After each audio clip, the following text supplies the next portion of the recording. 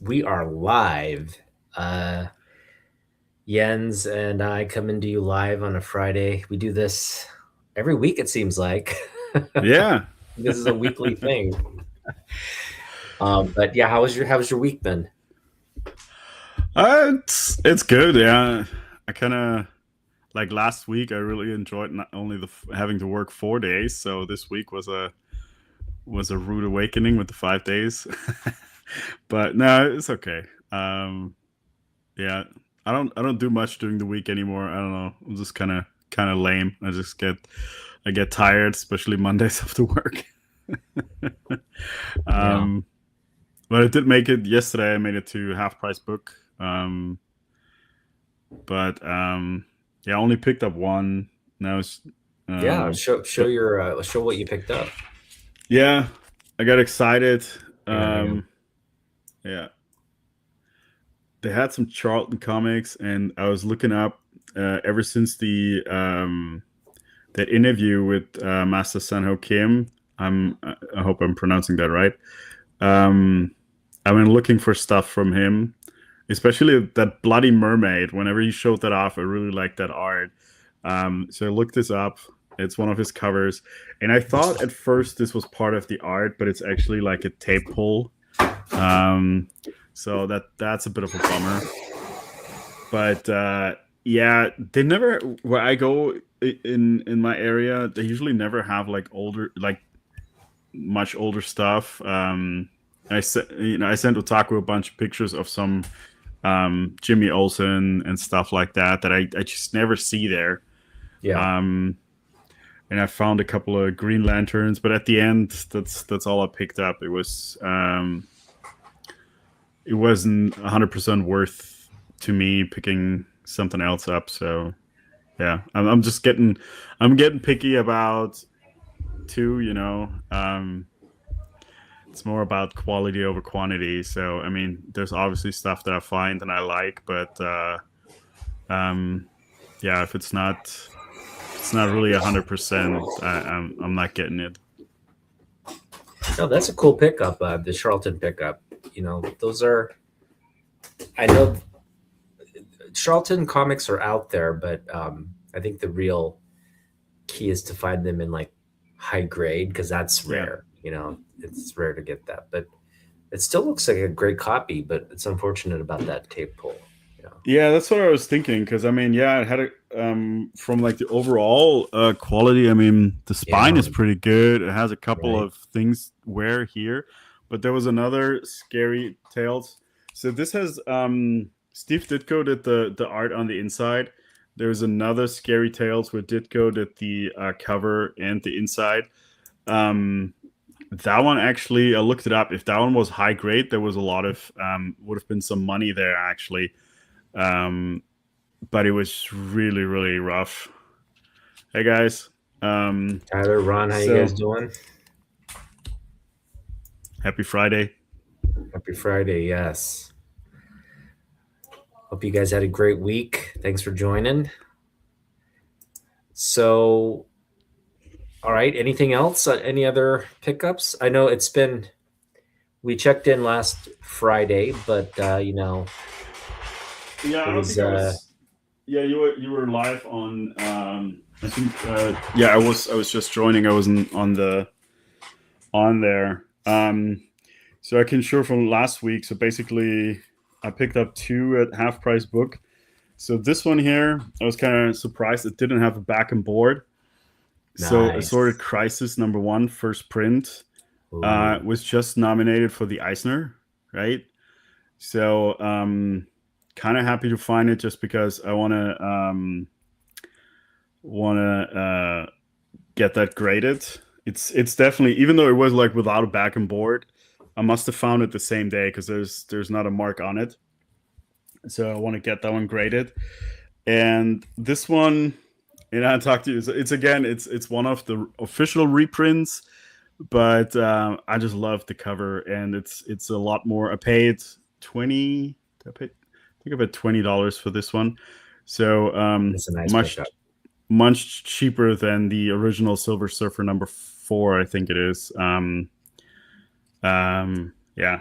The Eisner, the Azoric Crisis is a recent book, yeah, that came out end of last year. I think they're on number 9 now.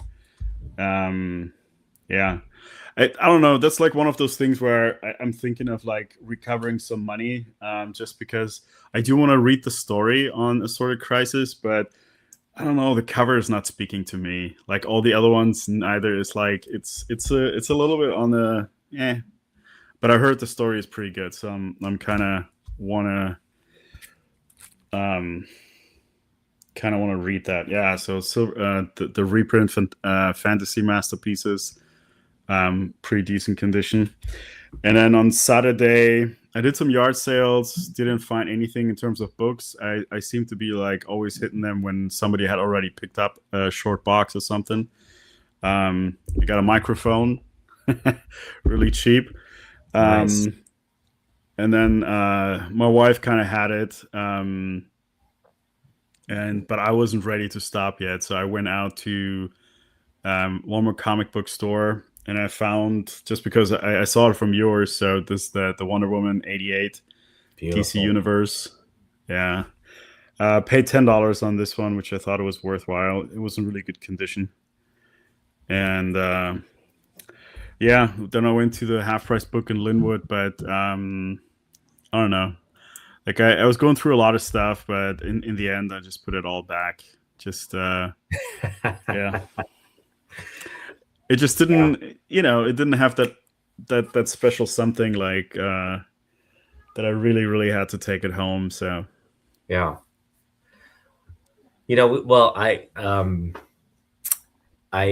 covered it on my channel earlier this week because I got a book coming. I'll reveal it when it gets here, but I mean, I the details of that. yeah, Um, you got a but we tracking. have, yeah, Okay. yeah. That book is coming on Monday. I dropped basically $200 on that book. But I have details of how our summer is gonna like kind of pan out in terms schedule wise. My Okay. wife is leaving. Her flight got booked. She's leaving on the 28th, I believe, that weekend. Okay. And so, I mean, we'll be able to go to Portland anytime after that. So we'll be going to Portland in July, essentially. Yeah. Yeah. So the following weekend would be like around July 4th, which is not a great time to go. Mhm. But the following weekend, I have a wedding to go to, but it's a Friday. I found out, so that's good, and we wouldn't be staying too late, so I can still go that on the 11th. We could still go on that day. Yeah. Because it's local and everything, and I don't think, I mean, we're not party animals, so we're not going to be like till 1 or 2 in the morning. So it's still we'll still be able to go Saturday morning. I might just need maybe a second rock star on the road, but that'll do. Yeah. And so, yeah, that'll be Portland. And then we also we're going to go to Canada as well. Those are the two things I think that we want to do, right? Yeah. And the Canadian show in Vancouver, British Columbia, is going to be on August. I think it's the first weekend of August. When is it?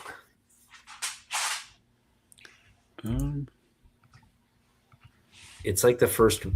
I think it's the first weekend of August. Let me just look at it real quick.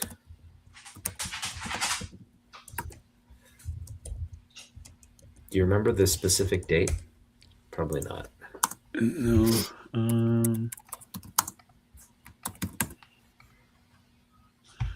What was the name? Something Western, right? Oh, it's August 23rd. Okay. That's late. End I of think my summer. wife is getting back that weekend. We'll have to see. Oh man, I didn't realize it was So late. All right. Well, we'll see. Well, that's really the show. I'm like here. Let me just share it with you here, just so we know what we're looking at Mhm. here. Um,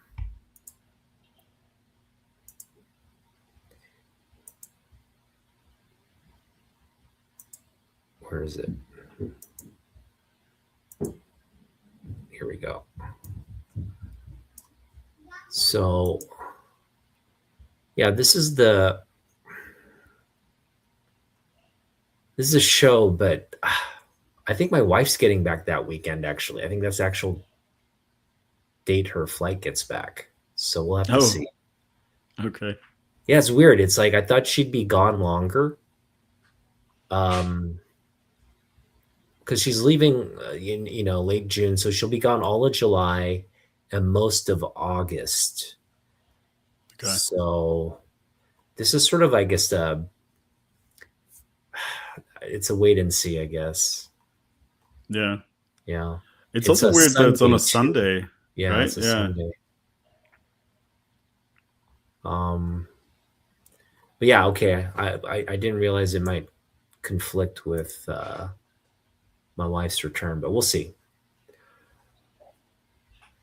I mean, I mean, that obviously has priority. Uh, um, Last time you were talking about it, and Wellbore, he was mentioning something about the prices in his area,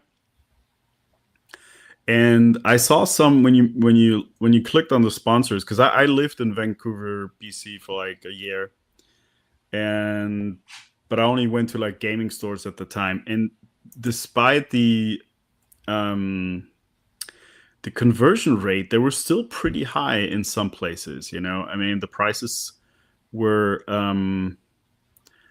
still a bit high, and he was mentioning, Wellborough was saying, like in his area too, that it's pretty priced heavy. But if they're willing to make deals at the convention, I mean, that's the best thing to do for us.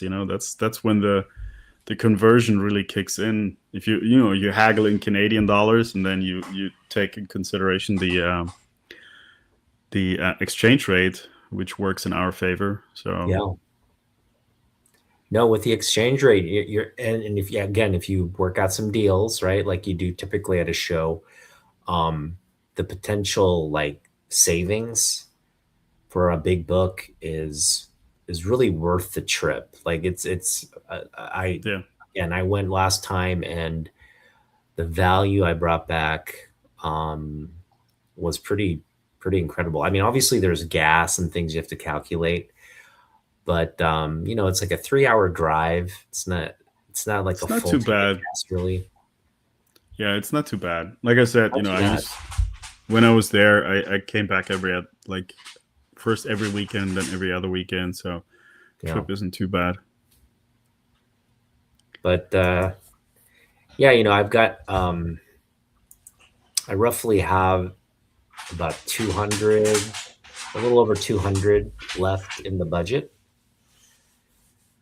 Um, yeah, around 200. I want to say 220, and if I can sell some additional books, potentially more, right? So that's kind of where I am with what I can spend this summer. Yeah, Um, I got the balance from our trade. I'll give you that tomorrow. okay, yeah, and no rush. In fact, the less I have in my hands, it's better because yeah, I've been trying to stay off eBay. Facebook Marketplace is also kind of dangerous because it's like I do see great deals there.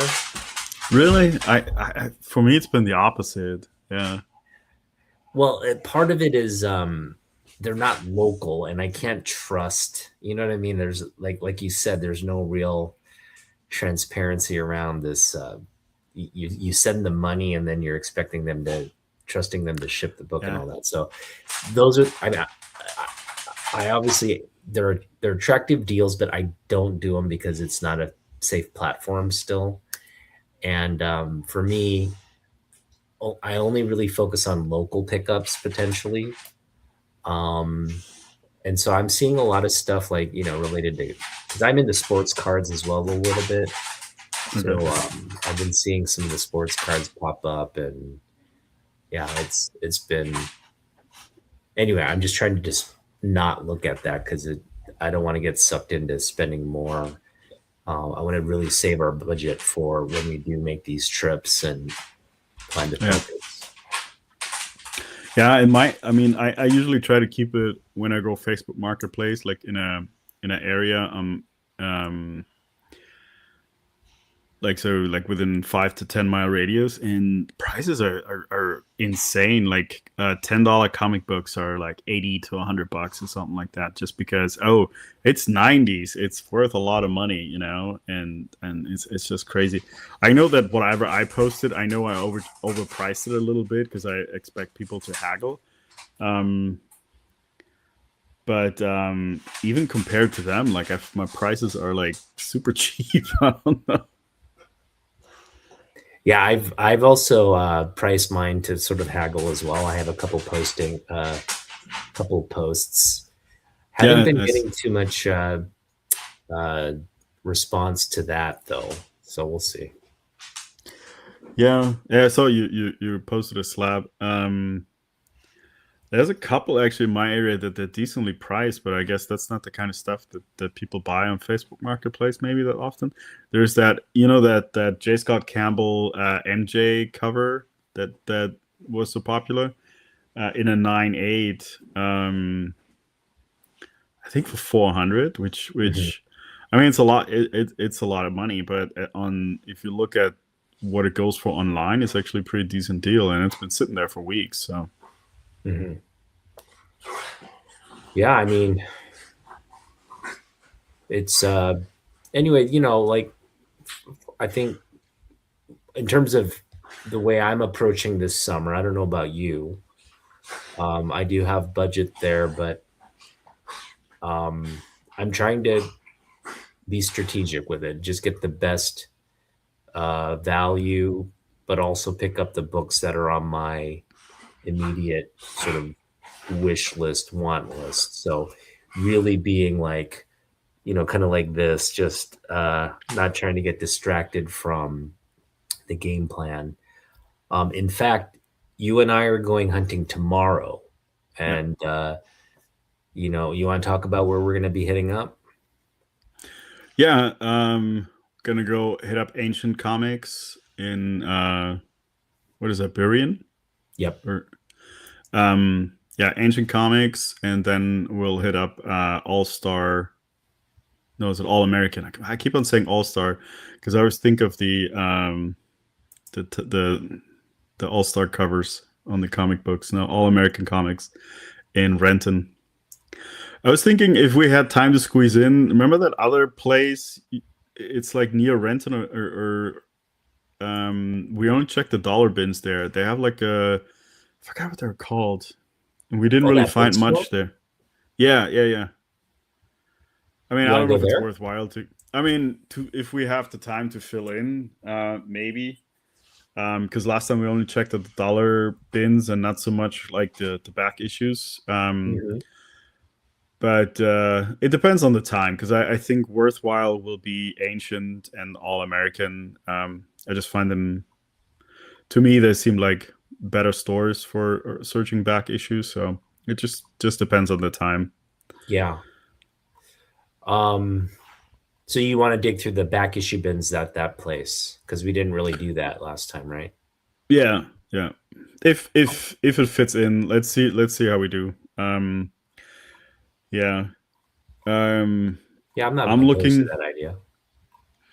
Yeah, I'm kind of. I mean, there's always something. I'm a little bit apprehensive to buying anything like super expensive. Um, Probably what I'd be looking for is like some of the stuff, especially when it comes to grading, like some of the oddball newsstand editions, like Hmm. the ones I picked up a couple months ago or so for the Spawn series. I mean, out of the 5 that I picked up, I'm only going to submit 2, and I have a feeling one of them will also be rejected at the pre-screen.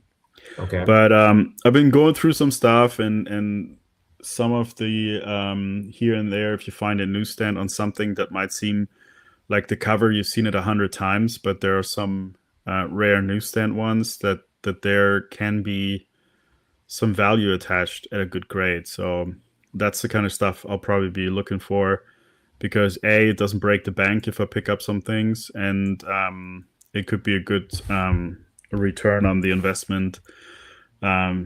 Because the first, so like I told you, the bulk submission, my first 25 books, they are in the grading Mhm. department already.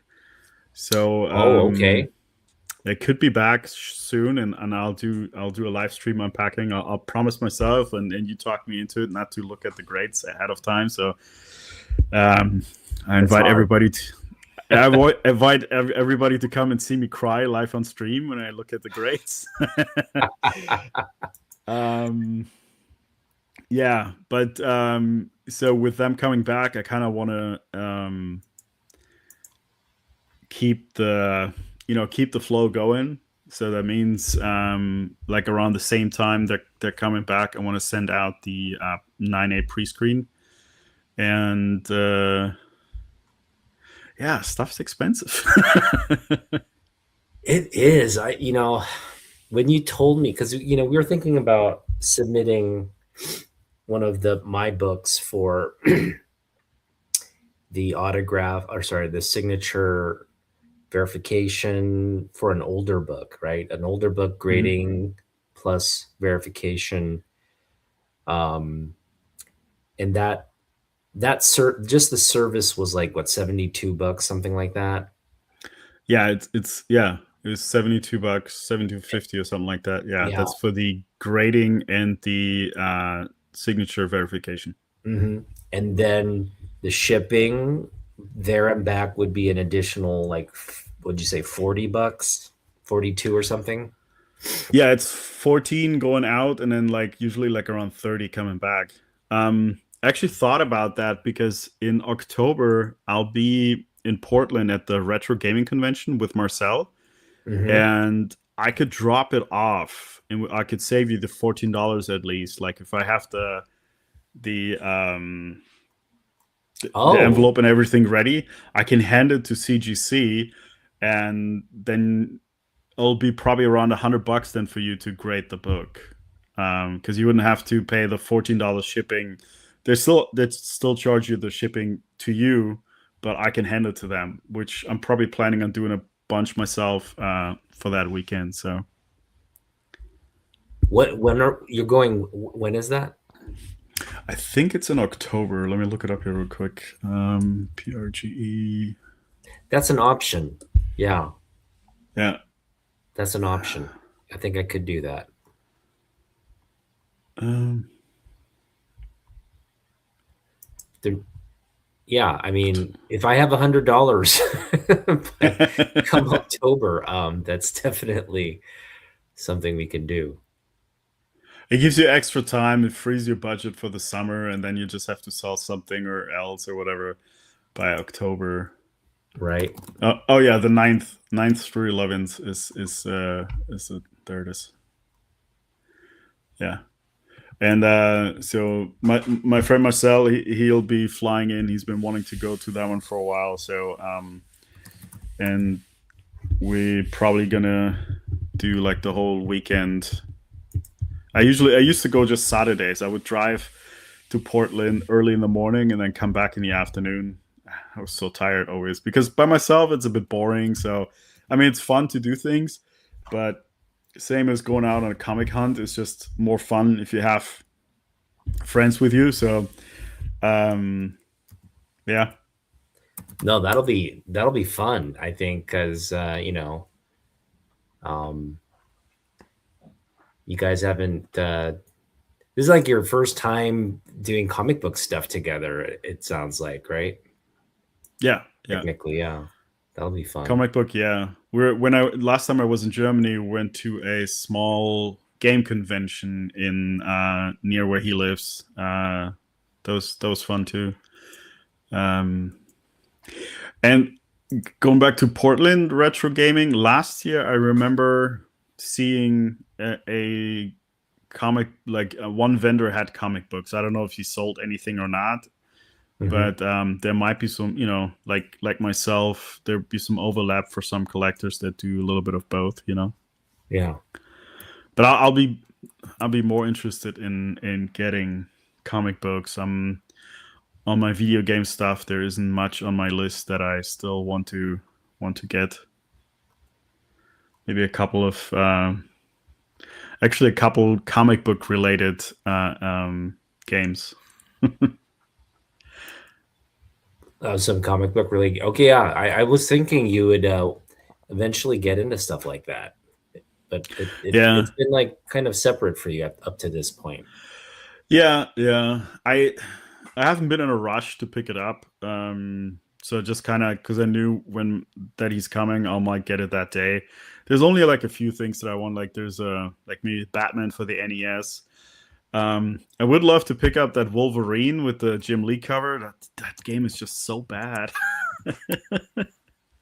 I mean, I rather put the comic book Just on my get the shelf comic, than the yeah, game. Yeah. right. I mean, it would be cool if you run into him and you have him sign both, right? You have the game and the comic book. That'd be awesome. But um, yeah, yeah. I'd rather put the comic book up. The game is just not that good. Um, yeah, Um, so yeah, tomorrow we're going to be hitting up the again Ancient Comics and hmm All American Comics. Is there anything specific you're kind of on the hunt for? yeah. Like I said, just some. I'm gonna be looking for some Spawn, like the newsstand stuff. A couple other ones like that. On the McFarlane Spider-Man because they're cheap, but in a newsstand, if you get them in a 9.8, there's some value to it just because um, they're really beaten up a lot of times, right? So a 9.8 has a little bit of value, and then usually the books go for the last ones. Picked them up anywhere from $2 to $4. So if you can turn $2 to $4 into $100, I think that's a great thing. Um, I mean, plus grading, obviously. Um, yeah. Some of the Spawn ones, actually, the one I know it's gonna get rejected. I still have to try. If that one would get a 9.8 in the that's a $3 book, that would be a Mhm. $1,000. Which one? But the Spawn with the logo, Spawn number 12, that has Oh, that just the okay. logo, because it's an all black in the front, all black on the back. I paid $3 for it in a newsstand. The regular one is not worth anything, but the newsstand. Um, but it has a tiny spine take, and I've been watching videos about like defects that they let slide. So I do gonna try it. I mean, it's gonna cost me $5 if they reject it in a pre-screen, right? So I Yeah. figured it's worth the fun just to try it. Yeah. But either I pay $5 or I have $1,000 book. So it's one of the two. Well, all yeah. And also I forgot to mention I did I did cover this on a previous video on my channel, but I have a pickup for you, which I'm going to give you tomorrow. Um, the Invincible Yeah. 50. That's going to go into your pre-screen, hopefully. Yes. Yes. For Yeah, sure. yeah. And Yeah. that one, I mean, I looked at some of the prices of that in a 9.8. If it comes back a 9.8, yeah, it's a It's like pretty nice book to $300 or have. something, right? Yeah, yeah, yeah. It's pretty. Yeah. And again, it's a flawless copy that we picked up here. So um, Nice. Yeah. yeah, and even if it comes in back in a 9.6, I feel like you make out. Like that's one of those Yeah. ones. Like yeah, pre-screen, but you'd still it might still be worth grading just because everybody, the Invincible stuff. It's like you if you have that in a slab, you're just gonna get more for it. It's if you hmm are gonna like your intention is to sell it. You're not really collecting Invincible, are you? No. I would see that one. I was a little bit on the fence just because I mean, 50 is one of those. landmark numbers or anniversary numbers, but it's not really a key. And that kind of made me think, like, if it actually dips eventually, like the non-keys will be the first things to dip, you know. Hmm. um yeah, but I saw some cool stuff on that cover. I watched a couple of videos where they sent it into a signing event, and one of the signers, it wasn't Kirkman, it was one of the other ones. They actually, you know how the government guy is kind of like beat up, so the artist kind of like put blood, even more blood around it, to the like really bloody edition, and then signed his name. It looked really cool. On that one, yeah, that's Yeah, cool. yeah, on that particular one. So and then kind of like the value from there, even in a 9.6, it goes to like set with the signatures. He had a triple signed. There's like Ooh, 800 or more, you know. It goes really up there. So yeah, he had Kirkman. Um, I don't know the other two. I don't know the artist and the letterer, so not sure. okay. Yeah, but I would keep eventually, if I get a key or something like that, one of the earlier ones maybe. I would hold on to it for a bit longer. I do like the comics actually. Um, I had the first I got the first omnibus for my daughter for Christmas or my birthday, I don't remember, but I enjoyed it. Yeah, I watched the show a little bit after I finished the first omnibus, and yeah, in the comics, it's like some of the story is a little bit more drawn out, which I actually enjoyed, because it didn't feel boring. It I don't know. Um, there was a lot more shock effect, which in the show they did kind of very early on, I guess, to capture the audience. But in the comic books, the shock effect was a little bit drawn out and just really, catches you by surprise, which I really liked reading it. So it's not bad. Are you watching the show right now, currently? Uh, I think I'm stuck in. I know there's a new season that came out already. I think I'm stuck in season two. I stopped at a certain point. I don't know. I got sidetracked with something, Yeah. and yeah, yeah. I Okay, think I cool. got sidetracked with the DC universe. I really got into, like I told you, I watched the Arrow, and I binged through Flash. I'm in the last season of Supergirl. Yeah, I mean, when it comes to the TV shows, I think that um, I mean, I like the Daredevil one on the Marvel side, but if you compare that, I think with the Arrowverse, DC really outdid Marvel there when it comes to the TV shows. Yeah, it's surprising you say that DC. Like, I get the sense right now from the reactions um, for some of the upcoming DC stuff. It's like people aren't as excited about Marvel, like Avengers, Doomsday, and all this other stuff. They're really excited about the DC projects. It just seems like there's this sort of like split now.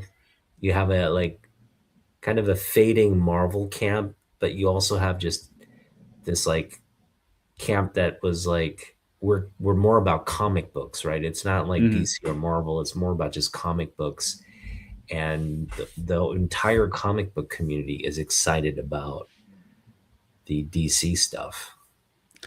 Yeah, because I mean they're doing it right in a sense, because Superman is still there, Wonder Woman is still there. Yeah, you're relaunching it, and it's probably needed. But like, I mean, think about it. Those are like the main Batman and stuff like that. Those are your main characters. Like on the Marvel side, I understand why the actors had enough after 15 years. But I mean, you have 80 years of comics when it comes to Iron Man, Thor, Captain America, and now they're all gone. And you're kind of trying to make it with the other characters. I mean, then you had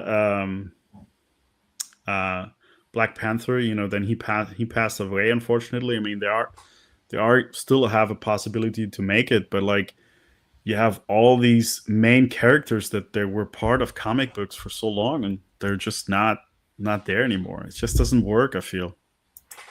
Well, Tyler is advising us to watch Superman and Lois, and I have Yeah, watched a couple episodes of that, and it is so. Imagine like Smallville. If you've ever watched Smallville, which is the I haven't, first but I want real, to.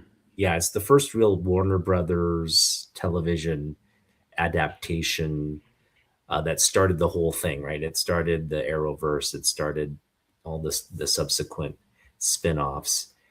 But imagine if you had taken like Smallville and then fast forward, maybe 10 years or something. They're Lois and Clark are married and they have kids. The kids have Yeah, powers or what they're growing into their powers and all that.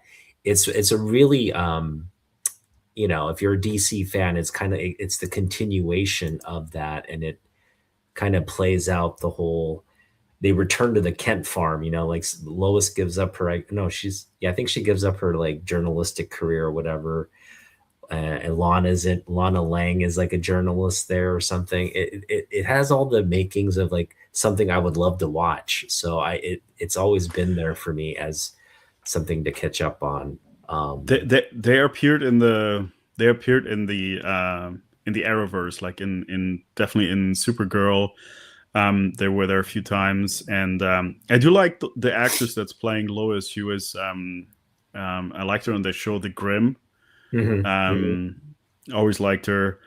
I also like the guy that plays Superman. Very very I don't know, very likable character. And it's funny actually. In when it goes to super, so Lex is hunting all the Supermans across the multiverse, and in one of the multiverse, it's I think his name is Tom from who played in Smallville. He's like working on a farm, right? And and he's telling him that, yeah, I gave up my powers because I have family now. And Lex is like, what? Why would you do that? You were a god. It was just That's a like the Tom whole Welling. Yeah, interaction. yeah, yeah. Tom I saw, Wellington, yeah. yeah. Yeah, Tom Welling, yeah. Right. It That brings it kind of full circle in that moment, which is I saw that clip too. Oh yeah, it's really funny, Yeah. yeah. Again, I do want to watch it. Yeah, the guy who plays Superman, he's actually introduced in the Supergirl series, which again I watched season one. I never watched past season one for Supergirl, but Supergirl's another one I've been like wanting. But that thing, Supergirl went like 6 seasons or something. It went crazy Hmm. long, right? Yeah, Flash was 9 seasons. It's Flash crazy. was Yeah, that's longer even crazy to than me. Yeah, yeah. these things go quite long, so it's like kind of daunting to like, where do I find time to just start watching it? Like, yeah, like, yeah, you Yeah. just gotta have, like, I guess I gotta get the DVD and just kind of watch the seasons here and there, but should be good. And Um, then Legends of Tomorrow is then one more. I haven't started. I think I'm done with that. I have to try Legends after that. Fanboys DC here, over Marvel. except Batman. I don't hate Batman, but obviously some people are very passionate about. I do. So there's a very vocal uh, Batman fan base, and that Batman love tends to overshadow like Superman. Like I don't know why Superman just doesn't get any love. He never got love before this gun movie. And now the gun movie's kind of reintroduced at least the appreciation for Superman. Like people are better understand Superman now.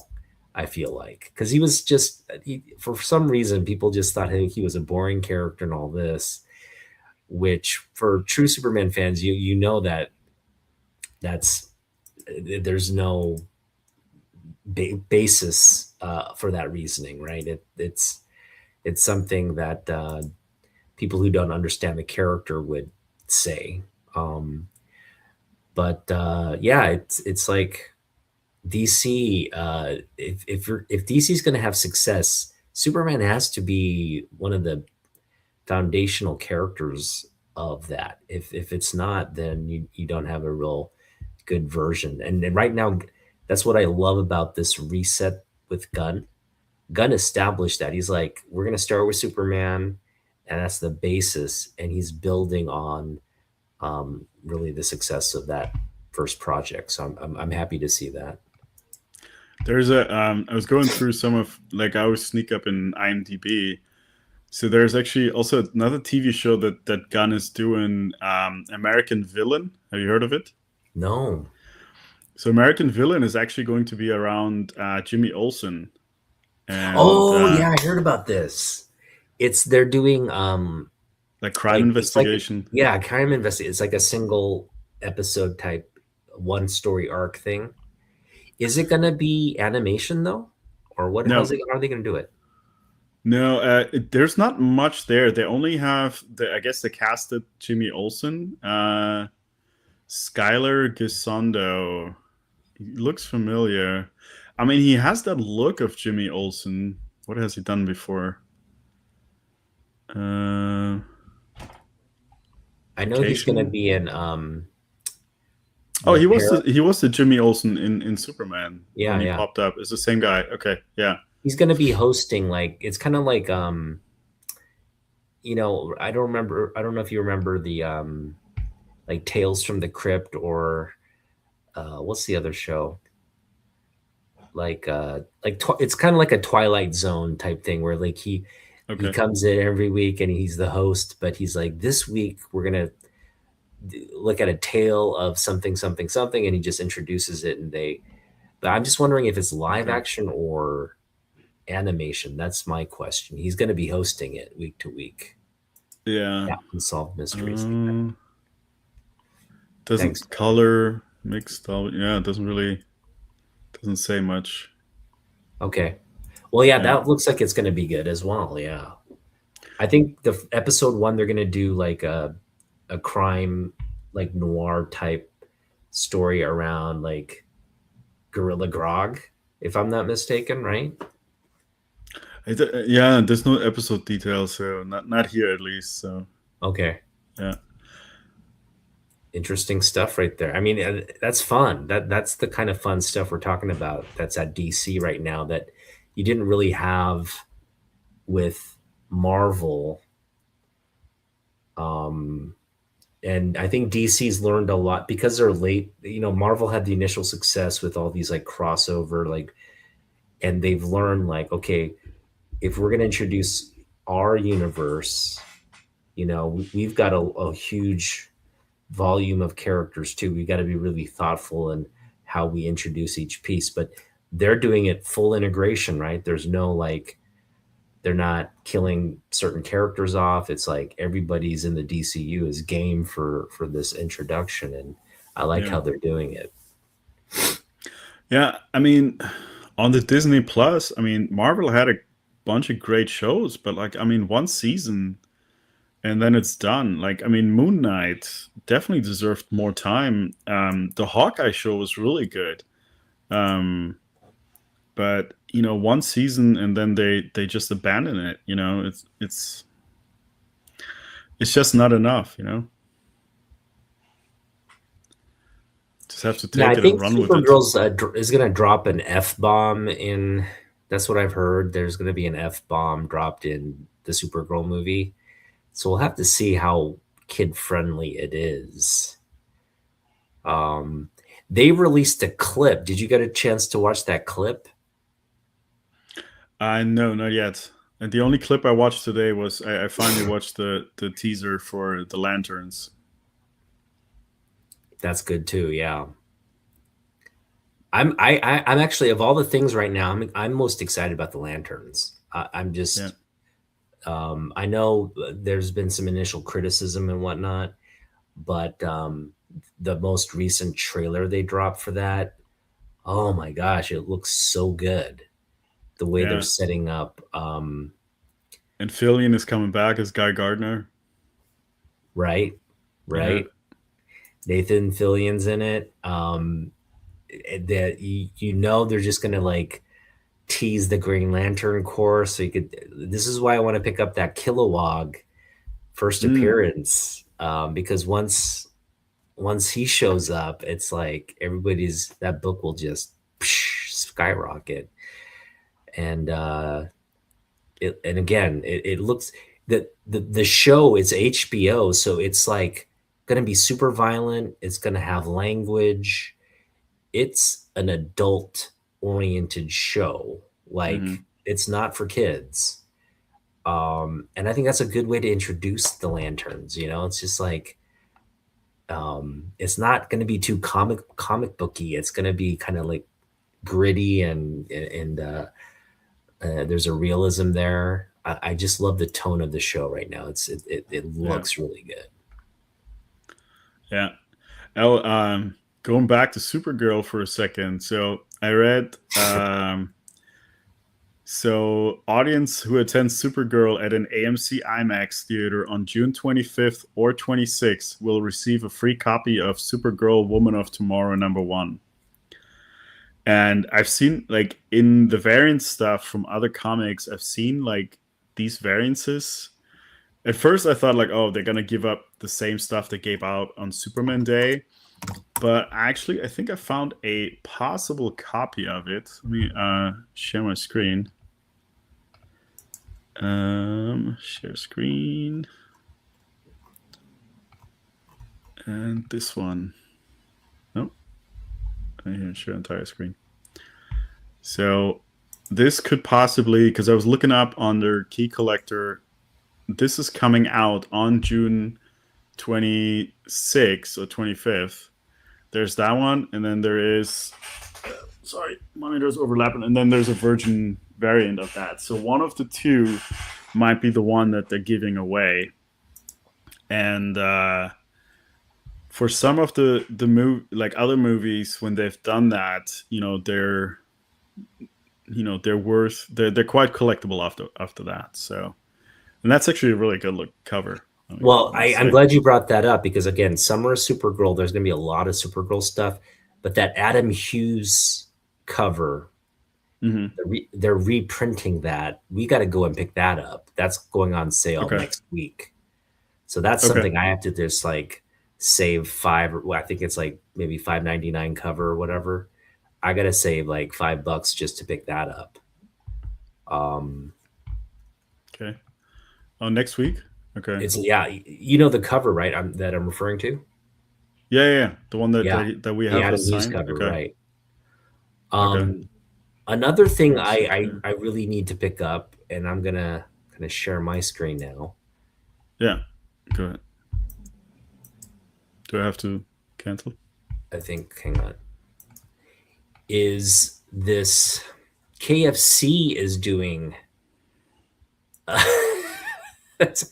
Okay, so first off, KFC is doing all this like Supergirl coverage, including this KFC crypto bucket, like chicken bucket, which I need.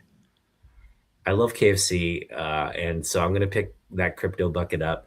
But the other cool thing that KFC has is this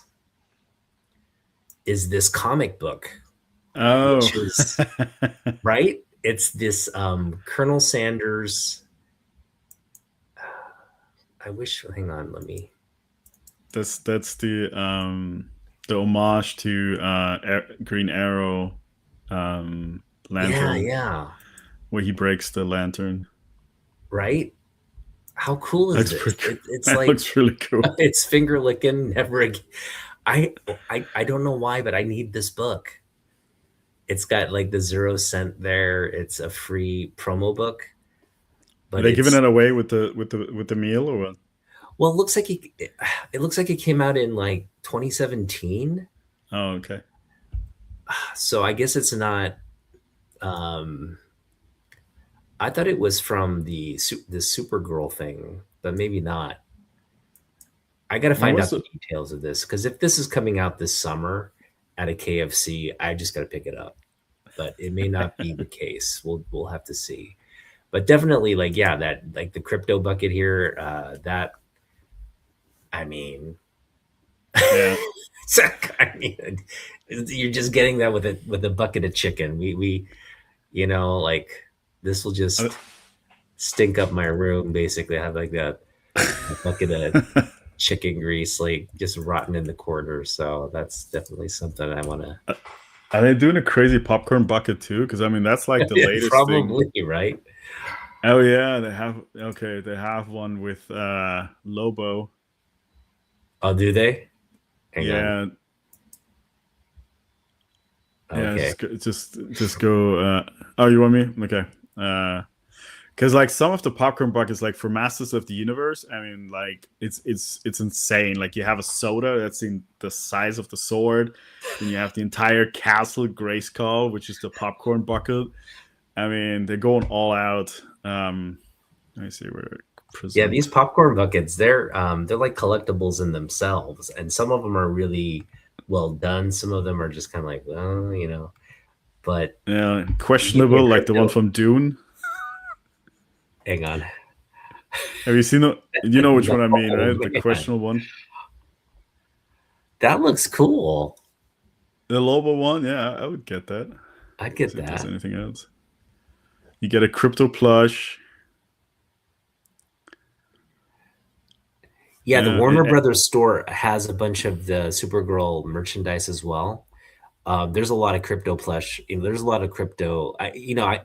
It's obviously there. It was bound to happen. You're just going to get like an explosion of crypto stuff for the kids. yeah. So yeah, I'm sure we'll be picking up some crypto plushies at some point, which It's is just not a that I mean, it just sounds cool and looks cool and stuff like that. But you know, when you go get popcorn at the movie theater, you're already like $50 or something like that with a soda. It's ridiculously overpriced. All right, what do you got here? Did I tell you I met Onri at the convention? Oh, okay. That's cool. Yishun Shin, that's good. Yeah. Yeah, Ron's dropped some cash at the con. Spent some big dime at the convention that he went to with his grandson, which is good. But yeah, it's easy to. This is the thing. I love watching certain channels, and right now, I don't know if you watch 22 Comics. No, I haven't. Shout out to 22. But I love his when he does his haul videos. He's like, I'm gonna spend $100 a day. Let's see what I pick up for $100. Okay. And he sets the budget limit. And he picks up a lot of great stuff for $100. I mean, that's way more than I usually take somewhere, right?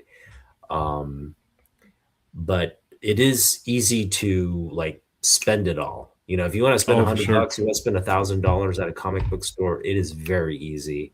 So yeah, it's it's an expensive hobby. Oh yeah, it can it can really go up there. That's And it's great. one of those things I remember that from games collecting. It's like I used to be very budget driven, and because I used to get my stuff always from like yard sales and second hands and stuff like that.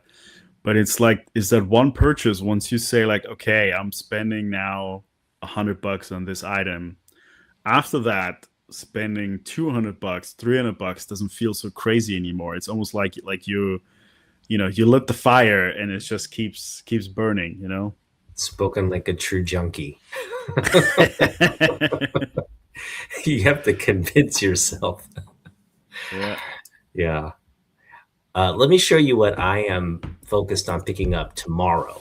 So, Okay. like I said, I told you in the backstage that there's nothing really I'm looking to pick up tomorrow when we go hunting, outside of maybe quarter bin books. Right? I might pick up some quarter bin books, spend $1, $2 max, unless we find this book. Okay. I'm willing to drop $25 on this book if Jeff has it. I think Jeff might have this book stashed away in one of the bins. So I'm gonna look for this book, and if he has it, whatever it's priced at, I'm gonna get it. So yeah, will be looking out for this book. I just this is a book I have to have, and it's on top one of the top things on my wish list this summer. Is a Neil Adams cover? So Neil Adams homaging himself with the Wonder Woman. It's just Wonder Woman's booty. That's the only reason. I mean, Neil Adams No other drawing reason needed. tushy there is the reason I'm getting this book. But yeah, this is definitely on my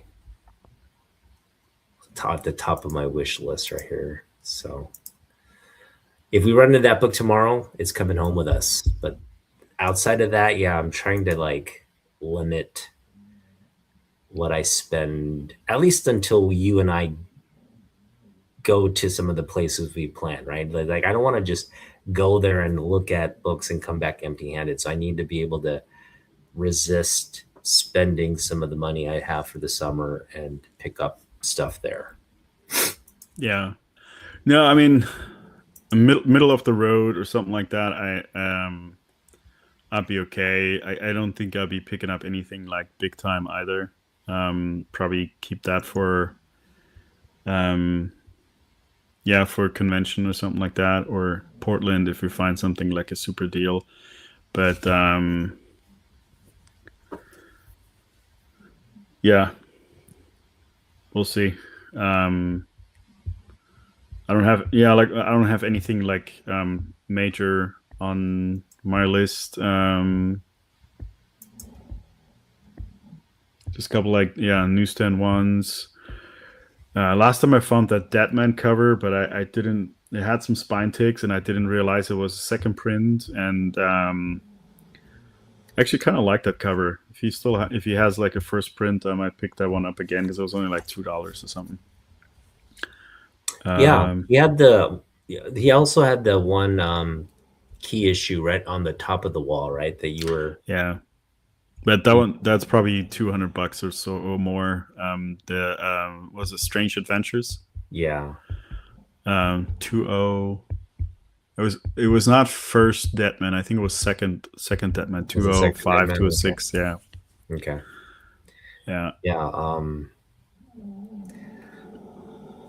Yeah. Again, I'm gonna resist. I'm gonna be super hyper focused. Just really one book. If well, there's a couple books, and I know Jeff has one of my other ones on my wish list, and he's wanting I think 100 for it, which would just if I again there's no need to do that because I don't want to. I want to have save the budget. So 25 if they have the book I just referred to. Otherwise, we're not really going to spend much tomorrow. okay, Okay. yeah. Otherwise, I'll signed books. I always look if he has anything new, signatures. Yeah, I'm just looking in general. I wanted to also check. I never actually checked. He has some omnibus there. If he has any good deals on those used ones or something, that's a whole nother racket to get into. Yeah. Yeah, Yeah. No, that's actually a good. If you're into reading, like it's actually good to start collecting the ones like whole runs of an arc because I do have my trade paperbacks. But if you get into the hard, the hardback editions and all that, it gets really expensive, but worth yeah, having, especially if you're reading them. yeah. Since Tyler was saying that he worked on Hush, because that's since I'm so new to collecting, I've been racket. I never actually read the first Hush, so I'm wanting to catch up on stuff like that before I read the new one, just to have a little bit better understanding. I'll lend you my Hush if you want. Okay, yeah. I have it in that trade paperback. So. Oh yeah. Last when I showed the pickups, this is one that I forgot to show. This I don't know if I sent you a picture there. I picked that one up. Oh yeah, oh yeah. You showed It that was to in me. the clearance for $3. So that's what I'm talking about. I mean, if I can, usually the omnibus I like better just because it has like the whole collection. But especially like we always find this cover, right? I think it's so cool looking. That's Blackest Night one. So Yeah, I figured at $3. I mean, might as well see what it's all about. right. Everybody loves that John's run of Green Lantern, so good pickup, man. Yeah, Ivan Rice. Yeah, Yeah, yeah. there's a big Jim Lee variant cover in that run. I've never seen it in the wild or anything. I've never seen it. I don't know if it's a rare Hmm. one or what, but you never run across it. I think I can pick it up on eBay or something like that, but I've been always on the lookout for that Jim Lee variant. It's a big book too. It's like I think it's $100 or something like that. Maybe 50, but it's a Jim Lee variant in that one. So I have I to guess we find check. that one at Jeff's. I'm picking that one up too. So much stuff, I guess. Somehow we get through that budget. Yeah. Any Yeah. updates with pressing stuff? I actually have some stuff ready for you that I'll be bringing tomorrow. Okay, cool. The only ones that I had there was two. So first, Parasite. I still need to work on that spine, the spine roll, Hmm. and then we only talked about pressing, but I think the that Yeti one. Yeah. That one has it's like a coffee stain. I don't know where I put it. It has like a coffee stain. So I think once I'm done with the testing, because all this week actually I was like mixing chemicals, which like I mean I've felt like I'm back in school or something because before I started, so I have the peroxide, and You then got in the all the new book, bottles and stuff now, right? yeah. Did But you in get the the new black light or whatever? The for the Yeah, blacklight I have already. Okay. But Or no, what so the is it? peroxide, The box, the light box or whatever. yeah, I got the box. I need to do the taping. I still need to get the light bulbs. But but in the book that I got, it's like a newer version. So they're talking about, so you use the peroxide to remove the stains, but they're afraid that maybe over time, 5, 10 years down the line, that if like you use the stain removal, that if you leave it there, that it could eat on the paper over time, right? Others that worked on the book, I guess, like the authors or something, they had parted ways after a while. They did like a 3 to 5 year after one. He said his books are fine, but like the idea is that if you use calcium hydroxide to basically flush out the peroxide, so you do one stain removal with the peroxide, and then spray it like once it's dry and everything. Then you do with the calcium hydroxide, get the chemical out, and then maybe wash it one more time just with regular water. And this way, you're supposedly preserve the book longer, right? So that's what I was doing. So there's a 3-part step for the calcium hydroxide is like you have a saturated one, then you let it stand, you transfer it in a bottle, it's 100%, but you only work with 25% calcium hydroxide. So yeah, I've been mixing Wait, chemicals all so week. walk me through this. So I'm having a little difficult understanding. Yeah. So um, when we talk about when we talk about a book, Hmm. there like for example, when we were at the show, they were mentioning, hey, look, rusty staples are really bad for a book because over time the staple will rust and the rust will spread. It'll eventually pop the staple, it'll loosen the book, the pages will be loose. Mhm. And this will happen over a very relatively short period of time. Like what we mean by short period is like, within a lifetime, a human life, right? A human life of the book, you'll see these effects take place. No one Right. wants to see that, right?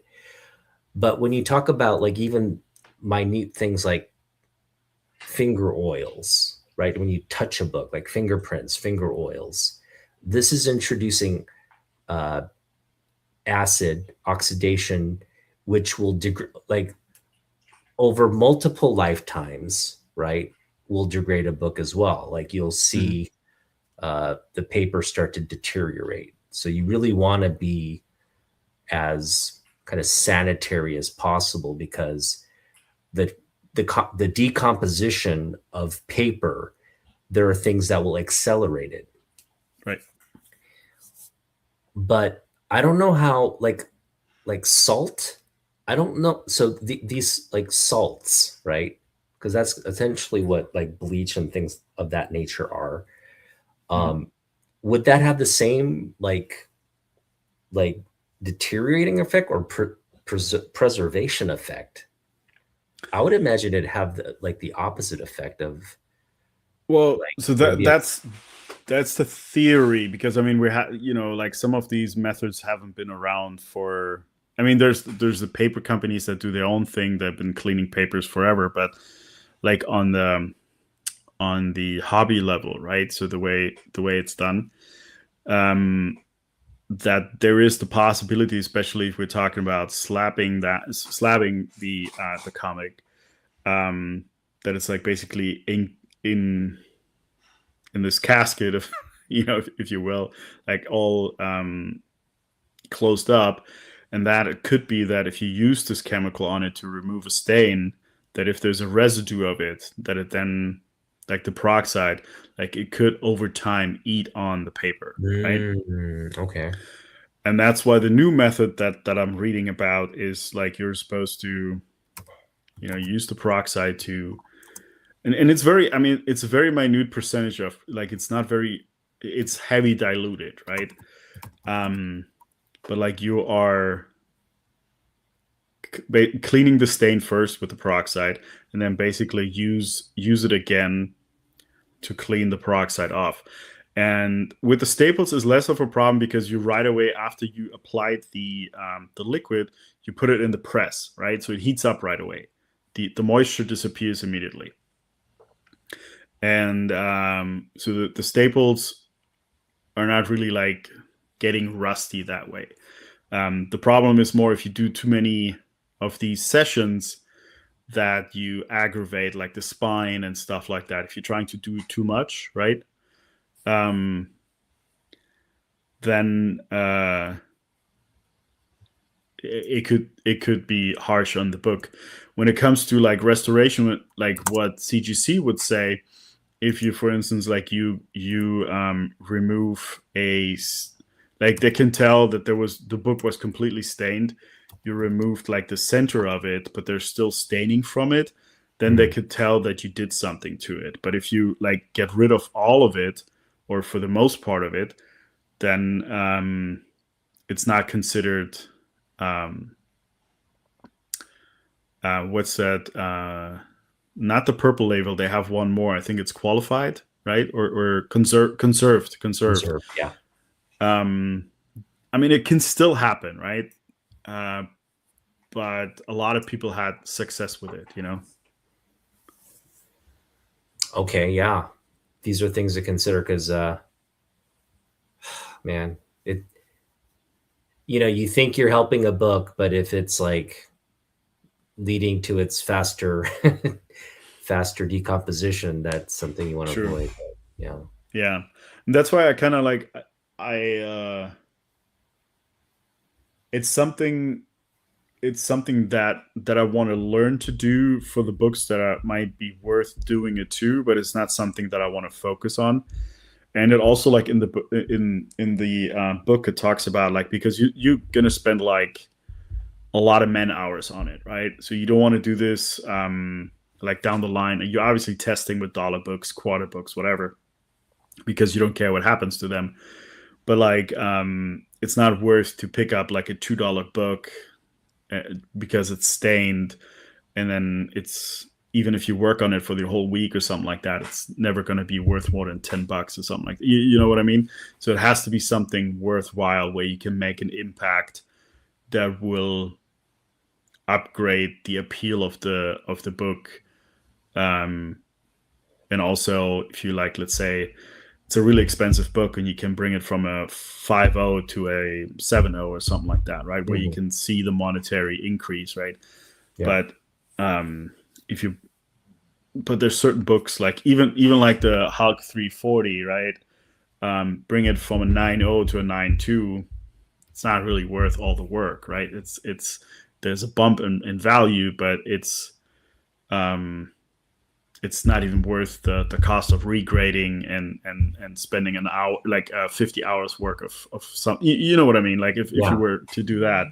So it has to be in some kind of, the time and money that you invest, has to be worthwhile. Obviously it gets scarier too if you have like a several $1,000 book, right? And then you put all these chemicals to it, like it's also very scary. Yeah, the whole idea of like cracking and resubmitting, I mean, it's 40 just for the shipping these days, and that'll probably go up. We're about, I want to say we're within, before the year is out, I would imagine CGC is going to raise its prices again on people, right? You would imagine the submission prices are going to go up at some point. Just given where inflation is heading, I'm not saying inflation is going to continue to go up, but if there's that upward pressure on prices because of the ongoing war and whatnot, Well, you're going to the start to biggest see in- that reflected in everything.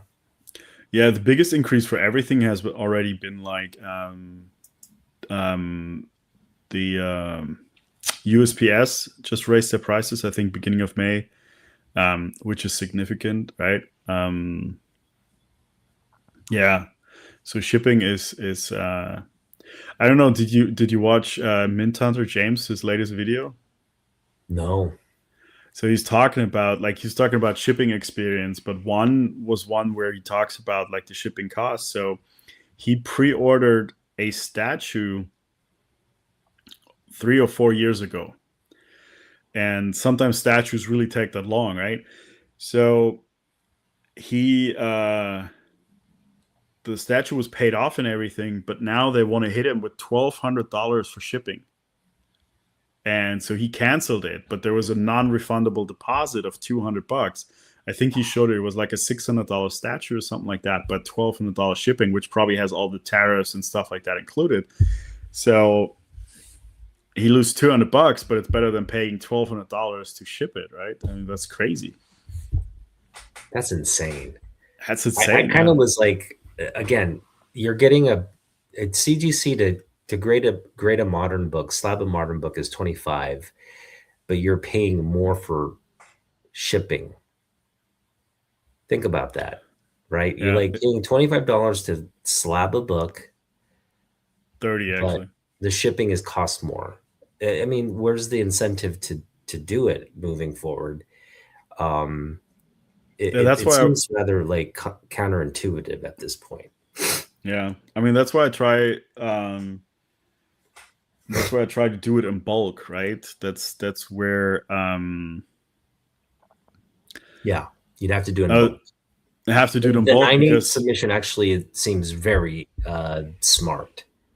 The yeah, cut off, the paying $5 just to know that hey, this is going to be a 9.8 or nine, not, having that um, is is actually um, a good use, is an efficient way to because when if those books come back and they all hit, cha-ching, right? But if they don't, you're just paying a flat fee of five yeah, bucks. It's that's not that terrible.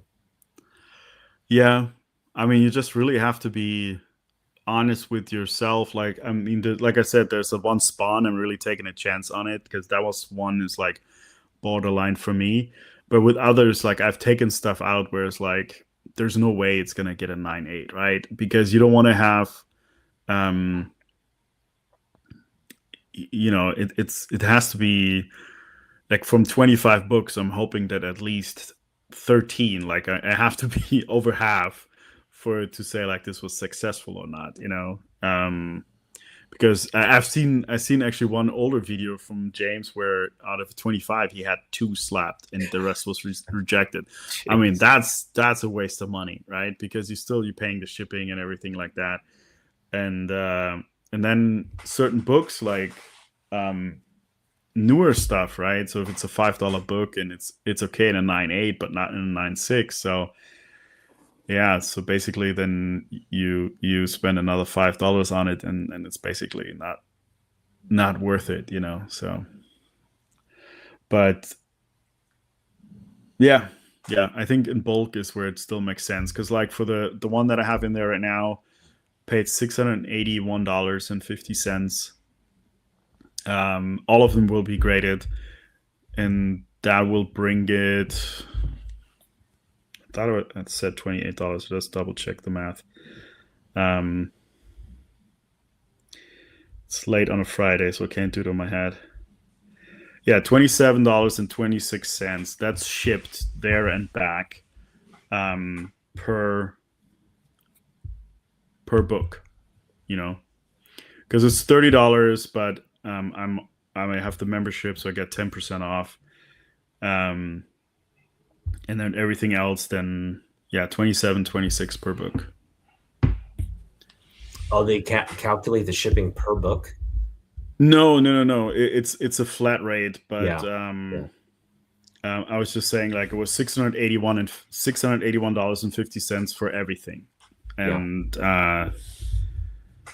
yeah, it's just it's a flat rate there and a flat rate back. I guess they just have, if you go over the 25 or over a certain amount, because I guess it goes by weight and stuff like that. They know the weights. Then you go in a different weight class when it comes to shipping. Then it will get more expensive or whatever.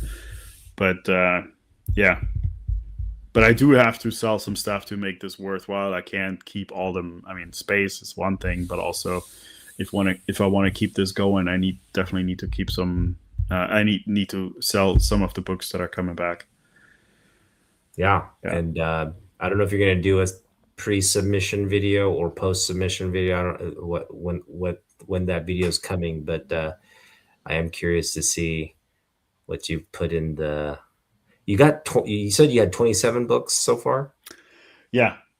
Plus, 26, and I think I counted the Invincible, and I might have another one or two. So yeah, we're close to. I actually have more, but I think I don't want to send them all at once. So gets a little crazy. Okay, so you kind of got the initial stuff ready. Then it sounds. Yeah. Okay. Yeah, that'll be cool. Looking forward to that. You want to kind of show off some of the stuff you worked on, then, in terms of like the pressing and cleaning stuff? Yeah, some of it. I mean, some of it might be a little bit hard to see. I want to say like the silent issue. I don't think that's like something you're able to see much of it. Yeah. So this is the last one I worked on. That was from your first time that you gave it to nice. me. Yeah. So looks good.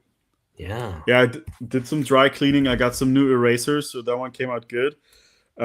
This one, it had staining and stuff like that, and was a little bit concerned since the cover is detached. Nice. But I got it in there nicely in the press, and I think it came out good.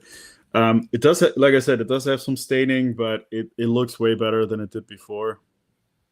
Beautiful. Yeah, that's one I, again, just with the press alone, would have been a huge help. Yeah. Yeah, yeah. Because they had some crinkling, but like they usually say, like, don't do detached covers. But um, I got it in there really well, so I'm kind of happy about that. And this one,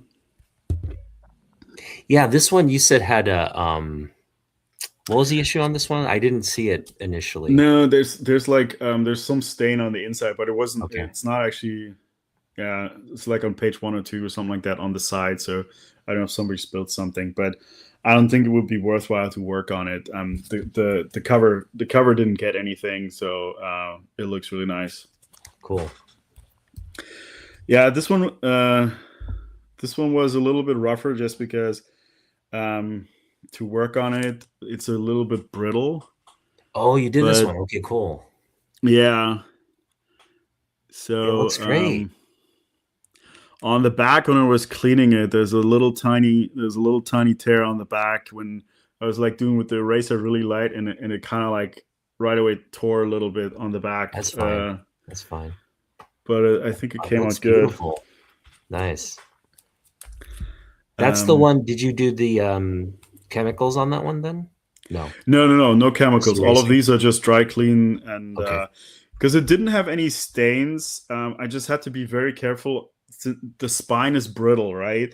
So you don't want to put too much pressure on erasing stuff from the spine here where it's darkest. But yeah, I did as much as I could without messing it up. Did you do erasers or eraser like the shaving method? No, I don't do the shaving method like Richard, right? Is it Richard? Meta Uh, Rock? Metarog, yeah, Roger. Roger, sorry. Yeah. Yeah, I had from some other areas, so I bought different types of erasers actually. At first, like everybody was like doing just these here, like the ones that you put on the back. yeah. But actually, there's these types. They work way better, and this one is it's not so soft, right? And it you can get a lot more off. It's just you have to be really like yellow and reds, like they come off right away, so you can't really do much on those colors. Um, But whites are good. Whites are good, yeah. Except on, especially on the older ones, on the newer ones, because they're shiny. If you do too much eraser and you hold it against the light, you can see where you used it. Um, this was the one that was water damaged. Nice. I pressed it 3 times because it had a little bit of regression, but I think it came out really nice. Beautiful. And this one, I did a lot of the dry cleaning. I don't know if the press, like you have to show me. You'll look at it tomorrow. Yeah. I got a lot of the gunk out, but if Nice. you think we should press it one more time, you let me know. It's just also that one has a lot of is very brittle, so I didn't want to That one had a mess with it too really much. like deep bend to it. So I don't know. Oh yeah, no, Yeah. bend is gone. The Right. bend I knew I was gonna get out. I was just if you look at the flatness or something like that, maybe I think it's Beautiful. really good, but it has obviously color breaks and stuff like that. But I did get out a lot of. There was some staining Dirt. in Yeah. here. One is still there, but those were like superficial, so you can get those off pretty nicely. No, they all This look one, beautiful so far. this one is hard to see on camera just because it was a very creased book, right? But in person, you might be able to see it a little bit better.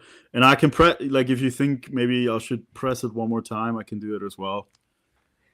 What's your thought on that in terms of the improvement? Do you feel like, oh yeah, market improvement or subtle? On this Not one, it's too much. hard to tell really because I had a lot of creases. It's really just it's flatter than it was before, right? Because the creases leave like a little bit of a waviness, and that's gone. But yeah, I might be able to do it one more time. But I'll show it to you, and then I'll just take it back. And then this was the last one I have done. Oh, nice. Yeah, that one also, like, I was able to remove some of the dirt and stuff like that. That one I thought came out good. Beautiful. Yeah. Thank you so much. Well, that those I I I I know what issues there were, and so looking at especially that Lois Lane and the what is it, Starfire? Oh, The pink, no, what is it, the pink sapphire cover? the Lana Lang, that this one. That one and the Superman one.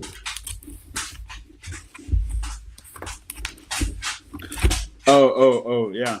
That The one. That one the had a lot of BDSM cover. yeah, it just looked dingy, and that one looks a lot more vibrant now, so looks good. Yeah. Yeah, it's just it's like, I know when if you had like a high copy, the high grade copy, like it would be like really white. I just didn't want to, especially on the dry cleaning, I didn't want to mess with it too much because they are a little bit older, and you can also mess them up pretty easily. That's why I was very careful. But I think it looks really good. Um, yeah, and then the other one is only what I have left here. Um,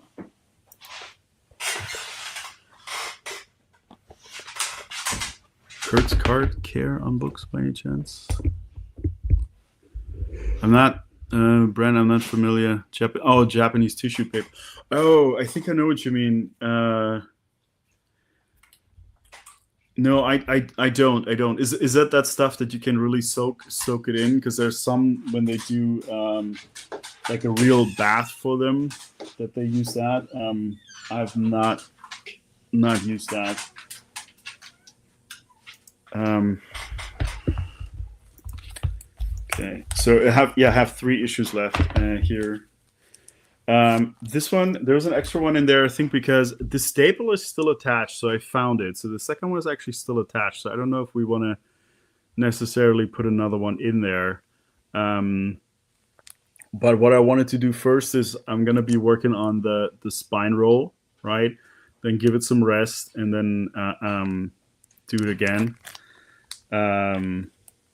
Yeah, This is and the one where we're gonna swap out the staples, or no? You're saying we shouldn't? I'll see how it looks afterwards, like after the spine roll, and see if we still need to. Because after I know the I think the staple sunk in a little bit, the bottom one, and I'll check it out some more. And then we still have this one from the first part that you gave me. That one also has a little spine roll. I did some dry cleaning, but on the yellow, I really don't want to. Yellow comes off very easy, so don't want to mess with that.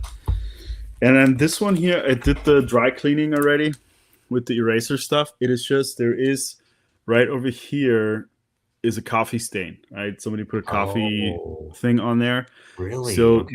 this one, actually, I want to, once I've mastered on the cheaper books, this is, I think, a good candidate for that, because the press will do it wonders, because it's a little wavy, but the stain, I think, takes away because it's a lot of white stuff and so on and so forth. So yeah, I want to try that on this one. Nice. One. Okay. Yeah. Stay tuned. Yeah. Stay tuned. And yeah, I just wanted to. I didn't even realize there was coffee staining there. Yeah, it was kind of, once I started on the dry cleaning, it wasn't coming off, so that's when I noticed that's what it is. Okay. And just whoever's watching, so this is kind of like where I started guiding this on. They have a Facebook community, Captain Mike. It's all with a K. But this is the second print. I think everybody know. Like, the first print is very popular in the community. There's just some of the process has been improved or changed and stuff like that. So that's why I got the second edition. And then when it comes to the stain removal, there's actually a third edition. So Cool. This is more about just stain removal and whitening and stuff like that. So I'm still. He just opened the door by himself. Oh yeah.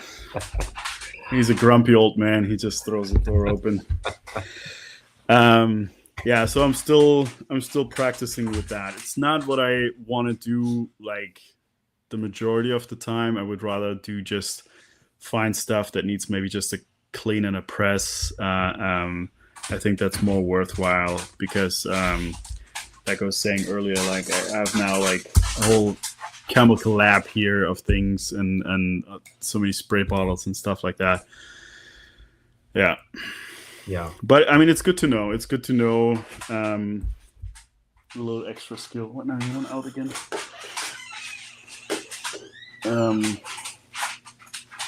We're talking earlier about CGC and getting how some of these costs will probably soon be going up, right? At least we'll be feeling some of the shipping costs, and if grading fees go up, that it really creates a lot of sort of economic pressure on the hobby, uh, especially if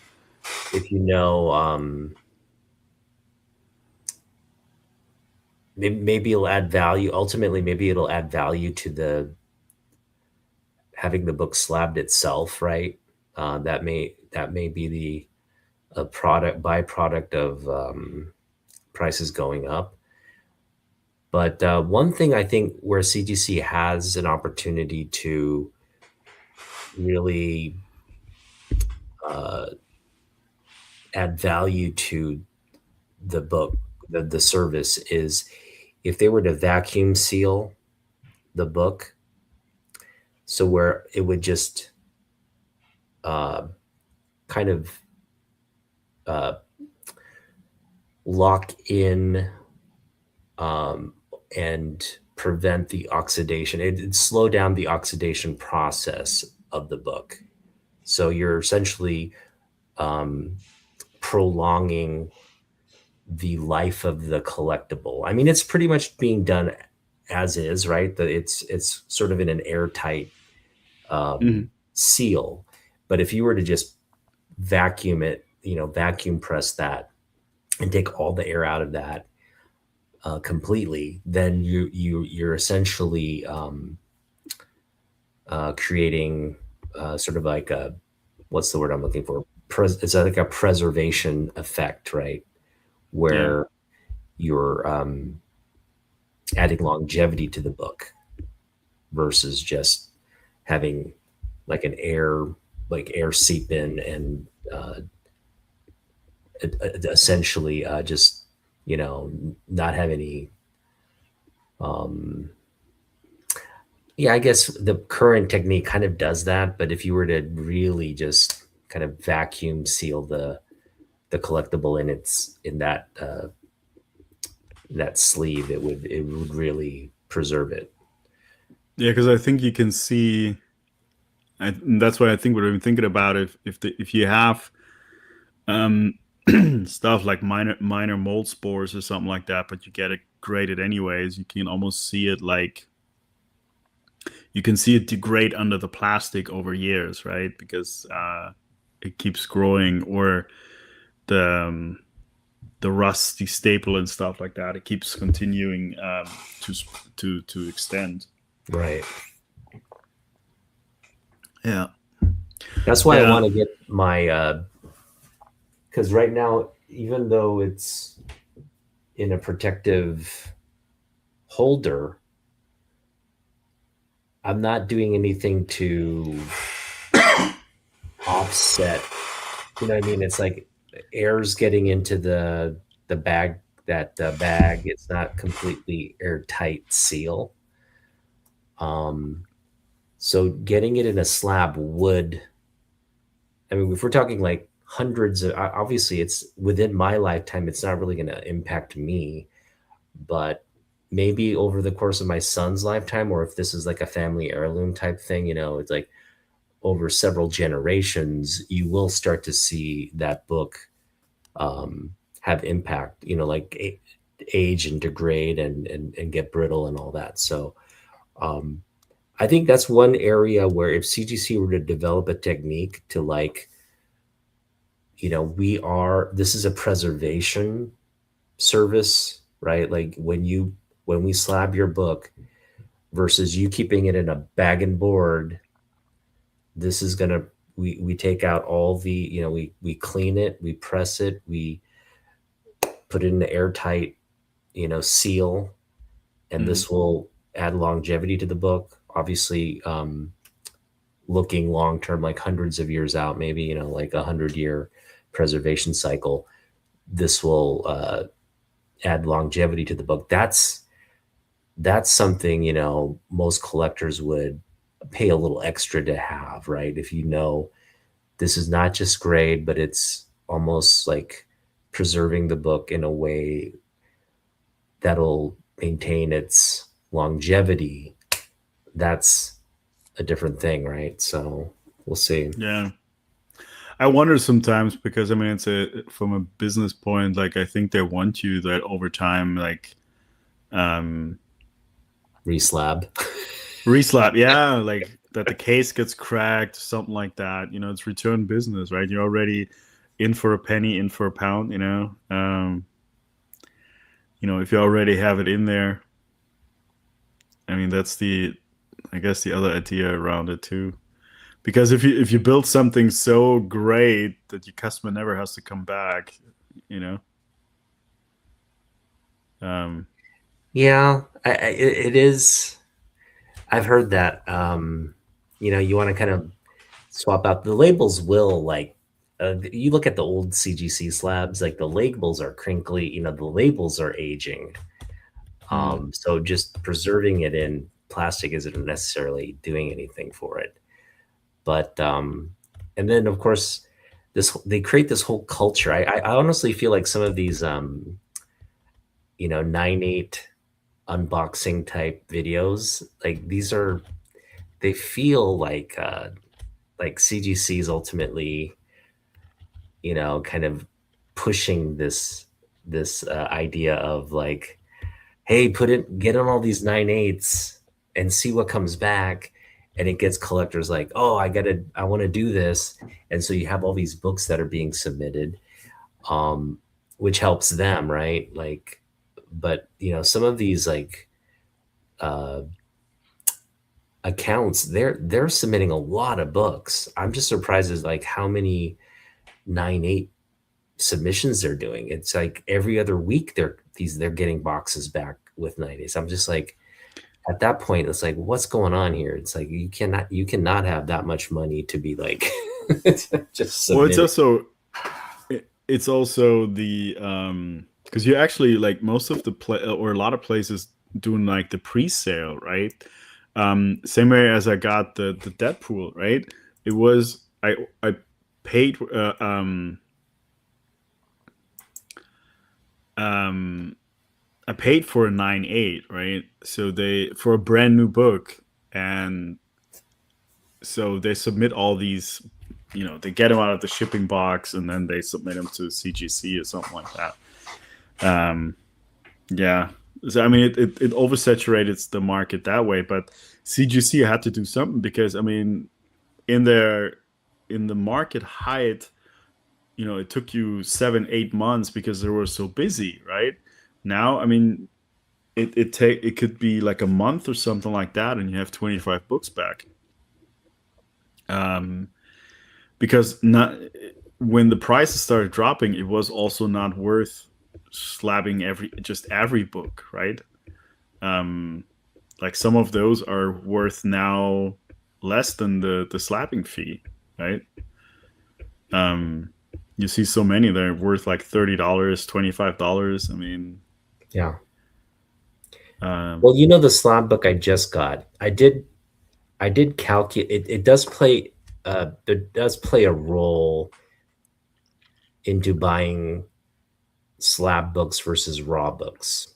because I did the calculus. I was like, in the grade I'm getting this book back, and if I were to essentially go out and look for this grade raw and submit it, because remember, if I was to submit a vintage book, I'm paying $80 on top of what I'm paying raw just to get the same result, right? Hmm. And when I did that calculus, the $200 was kind of a steal because this guy obviously just picked it up somewhere, right? He didn't do the slabbing himself. He I think he got it in a collection or something, and he's just selling off the book.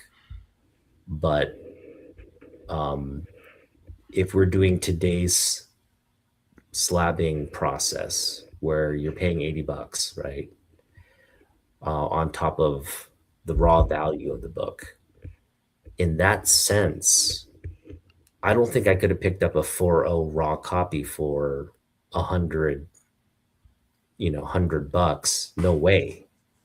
Yeah. I mean, Uh, if it like you're comparing it to the Superman, but that one also has a signature, right? So it's $40 to do slabbing. If you do it in bulk, you can probably get away with also probably like $45 for it. But you're right. Like, I mean, is there a possibility that you find it in the raw? Um, like at least, yeah, got to be around in the 100 or like in the low 100s for it to make sense. Um, and then sometimes it's not guaranteed. You might think it's a 4.0 or whatever, and it yeah, might come back at a 3.5 or something. You never know. So with the prices there being all over the place, yeah, and I think it makes sense. Yeah, I think yeah. you're getting a deal. I think if you now, I think if you, so for me, it's always been like buy the book raw and potentially grade it. No, nowadays, I think you have to look at buying the book graded versus raw. And because if you're already getting the value of the book in the grade versus a nebulous grade that you'd have to submit just to verify anyway, right? It's like that could actually cost more, and you don't get the value versus you're just paying the value up front, right?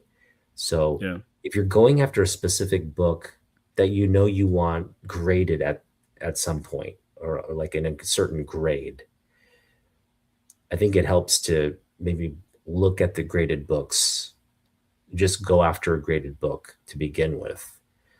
yeah. That didn't used to be in my calculus, but now I'm like kind of being forced to look at that now.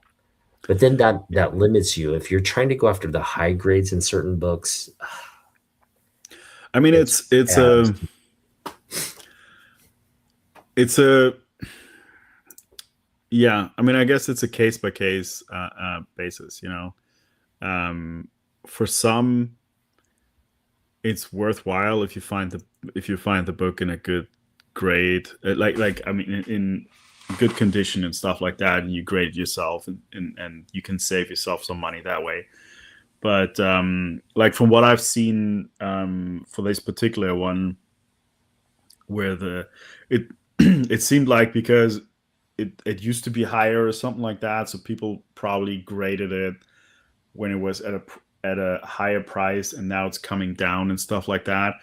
Where kind of like raw and graded are at a similar level, yeah, then obviously get the graded one because you get more bang for your buck if you were gonna grade it regardless, right? Yeah. Um, but I would say yeah, it's a case by case. Check it out. What makes sense, and what you find. Like, I mean, sometimes you find a book that nobody's paying attention to, um, and it might be priced at like mid grade, but it's actually maybe with a little bit of work you get it into a high grade. That's when you then can make some money or can increase the value of it. Well, I know if I'm at a show and I see slabs now, regardless if they're in, regardless of the grade, if they're in a slab, just think about it. Like that's $80 right there, right? Just I mean, in terms of like the cost, right? To slab a book. Obviously, you'll see slabs selling for like $40, $50 or whatever. Just pick that up. I mean, right? That makes that extra.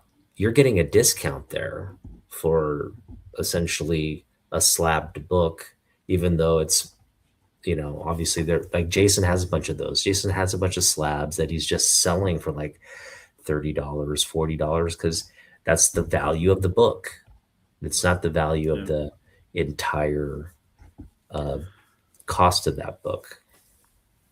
I mean, I So, have their Punisher #1. I mean, from the series, not the very first one, but from the series. It's a 9.4. I got it for $45 shipped, and the raw or like 42 or something like that. The raw is around $40. It's not worth it for me to go through all the process, right? and So that was a yeah, great pickup. That's a great yeah, pick. That's an example of like where you'd want to pick up that value. So yeah, I think there's a lot of. I'm definitely going to be looking, and especially now, like the motivation to grade with costs going up. It's kind of like you're in a situation like, well, I wish I had done all the grading of my books when it was like $20 and like, 10, like $15 to ship is like the total you're paying like maybe $40 for the entire process versus now it's like almost double now. So it's like yeah, you kind of like regret, oh man, I should have submitted more books when I had the opportunity. Because these days it's a lot harder to do with where prices are right now. So or we need to go. I saw that they were doing. I don't know if they do it for all the books. Maybe just for those. They have that unlimited value category because the flat rate only applies to a book when it's under $400, right? If it's there's a second one if the book is up to $1,000, and then after that it's a percentage of the value. And they're actually advertising that at certain comic book shows, you drop the raw book off, they take it into the back, and they grade it, slab it right there, and then you walk away. So in their commercial, there's somebody dropping off of Amazing Fantasy 15. And he gets a 1.0, and he's like, "Oh, okay, nice." The guy looks at it, puts it in the holder and everything. They have a machine behind the curtain and stuff like that, and you can just basically they like did that on AF. yeah. But it's even on a 1.0, that's what, at least, I don't know, 15 grand or something like that, or what is it? I don't know. So if you have to pay a percentage, not sure what the grading will be. Yeah, I mean, on like when CGC graded that, what is it, the $7 million Superman Action One. Oh yeah. Yeah, percentage of that. Can you imagine? Jeez. That's when Matt Nelson would like personally come in and like massage the book and like grade it himself with like, it's like you get the VIP uh Yeah. Matt Nelson service, but Yeah, yeah, what I was saying, like I mean, they might just do it for those. It's not like if I bring them I absolute don't Batman. know. If I give them a $5 book, like, can you grade it right now? They're gonna be like, no, I'm not gonna stay there for $15. Um, yeah. But actually, I saw about the Action Comics. I saw this video. They tracked down a collector. They interviewed him like in 1978 or something, 72. So they were showing like he had Action Comics #1. He paid $1,000 for it, I saw that and he was video. like he was like barely And out of he's high like, school or something like that. this is gonna be a lot of money in the future, right? And he's absolutely right. I hope he kept his copy. Yeah, they tracked him down. He actually people reached out to him and sold him 2 more copies. So in his lifetime, he actually had 3 Action Comics #1, and yeah, I think he might have sold one when it was like in the $15,000 range or something like that. But I think he still had him after that. So Yeah. Yeah, kid knew what he was doing. Nuts, man. Nuts, man. I mean, yeah, imagine if we had that even in the 90s. That book was what, like $10,000 in the 90s. Obviously, I still wouldn't have had that money, but like compared to what it's valued now, if you knew that back then, you just like take out loans and you just you just buy up every copy you could find. It's a different time. There's a video game um on the NES that is now worth also like stupid money because they discontinued it. There's not a good game. So somebody posted a couple years ago was since I didn't live here in the 80s 90s, I guess Funko Land. I don't know if that Oh yeah, you're sounds. telling me about this. I have no Yeah, idea. so I guess Can't there were believe- these trade-in places, Funko Land, and they had these flyers like "We pay this for your old games," and this is a game now. Stadium events, it's worth, I don't even know, loose like just a cartridge. It's worth like $50,000 or something like that. Um, so in the early 80 in the late 80s, Funkoland would give you 49 cents for it. Because back then nobody cared. It was a stupid sports game that was discontinued right away. Nobody cared. But today, I mean, it's worth more than a car. That's crazy. That is crazy. Yeah. Yeah.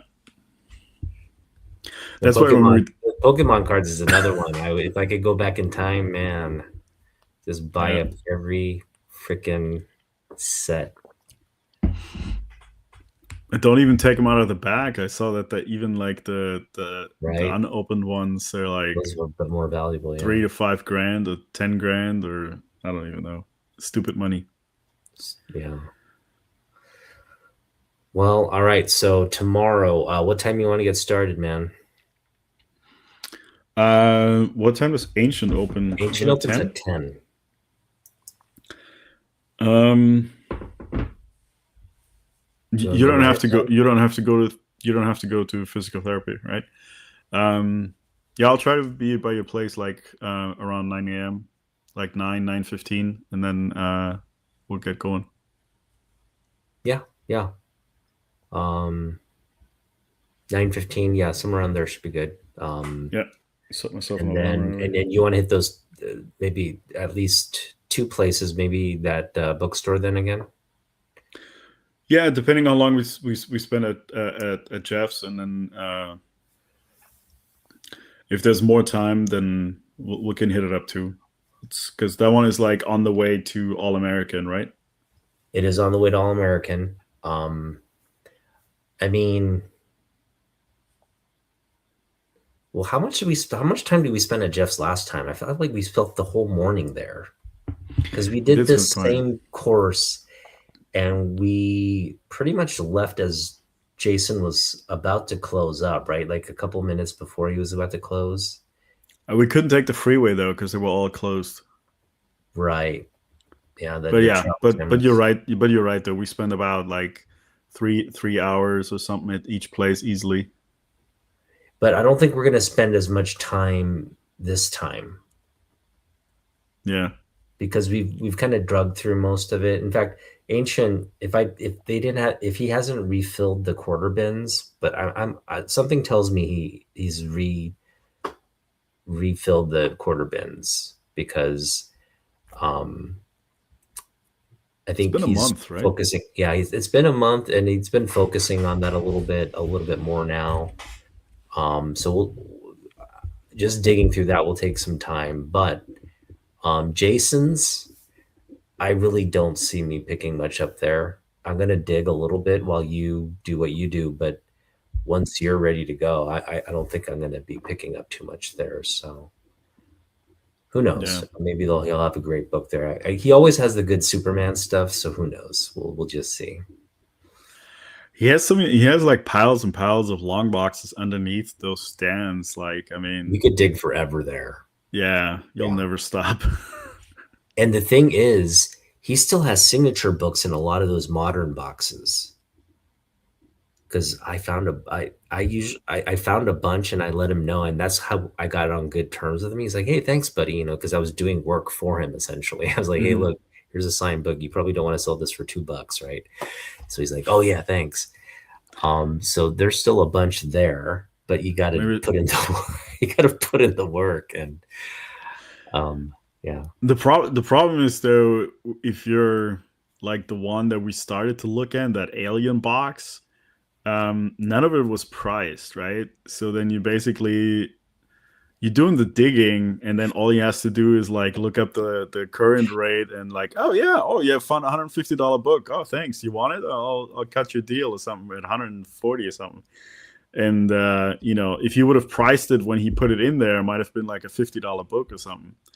yeah. Uh, yeah, that I don't want to do. Then just like go digging, and then he prices it. I don't know. It gotta be worthwhile.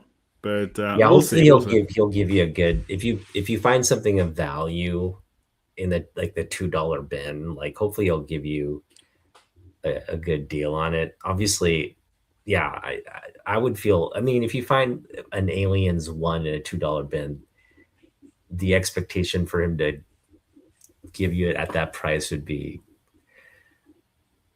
I don't know. No, no, no. I don't think so. But I like if it could have been like a box he hasn't opened in like 3-4 years, right? So if it's something that was priced like 3-4 years ago and it has gone up since, that's the kind of stuff where you can make a deal. But if it's not priced, then he might have bought it at $2, but now it's an expensive book. Yeah. Oh, I No, have that's that. that Oh, Art Adams signed book is a great example. He brought to the show. He had a price in the $5 bin. I pulled it out, mm, and he's like, didn't even realize it was signed, or otherwise it wouldn't have been in the $5 bin box. But he couldn't say much, right? He was yeah. just like, "All right, I'll give it to you."